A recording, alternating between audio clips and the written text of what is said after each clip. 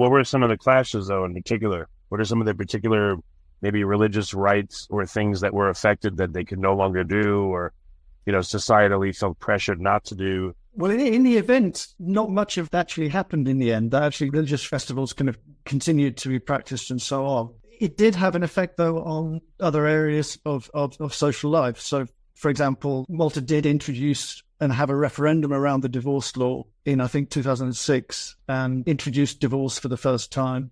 So that was a kind of erosive effect on traditional Catholic values within Maltese society.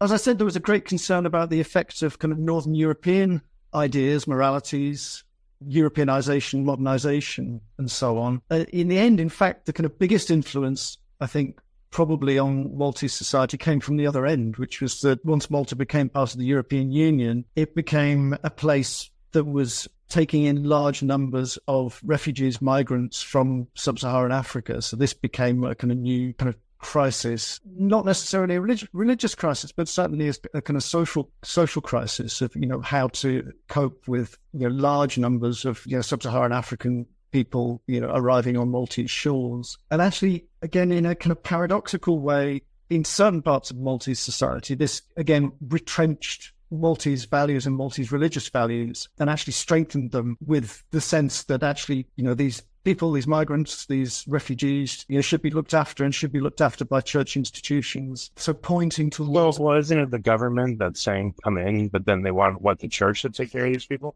Well, the government wasn't saying come in. The government was found this quite kind of problematic, and there were various moments where Malta felt kind of abandoned by the rest of Europe as what they perceived as kind of waves of migrants were coming. I mean, the government set up kind of holding institutions and kind of detention centres effectively. But what emerged in the church was a much more of an emphasis on kind of hospitality, on looking after people, on taking care of migrants' rights, of welcoming them as refugees, finding places for them to move on to within Europe, rather than simply, kind of sending them back, which tended to be more of the kind of attitude of the government itself. So what, the timeline on when refugees come in, how soon they integrate, how soon they, engage in certain activities within the society to see that they're actually assimilated? Are there any metrics that is anyone keeping that tells you that, all right, it was successful or was not successful, this migration?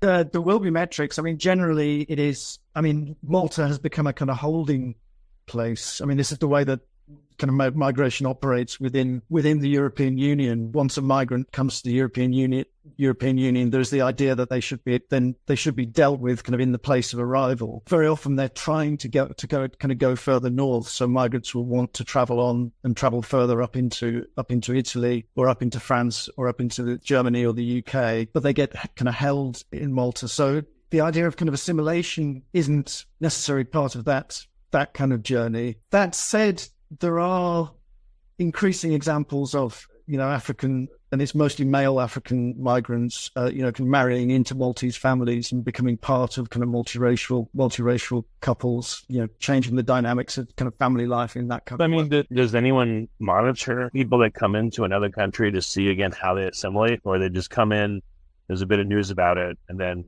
whatever happens later, good or bad repercussions, that may appear in the news, but no one really studies and shepherds people once they get to a country so they can actually be set up for success? Like, are there any new countries ever do that? The countries let them in and say good luck. I mean, yes, people do. I mean, I think there's a differentiation in terms of dealing with different types of migrants. So refugees would be dealt with precisely in those terms. So there would be, institutions which are dedicated towards trying to integrate them, trying to assimilate them into the mainstream society.